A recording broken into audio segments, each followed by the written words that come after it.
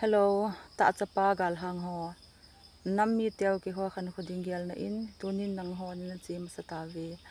Ji chun sa ka hin wal win ka za naw salam ka hin pe uve. Nam khan khuding gyal na in khang dong tampi. Nikitol jeng tawi. Ilo diu gam tep sa del na in. Ji chun kito mon na le ki vet da na ho pai la uhitin long delin tui bangin long khom taw hite igal dot no gam tep gam chu elun thein ding win kanam mi pi te ho ithep mon naw ngai da mutin tui bangin long khom mutin tu chun tui le anga bangin be khom taw hite ti a chu ka hin te mo na hi uve se khil se ba ma hele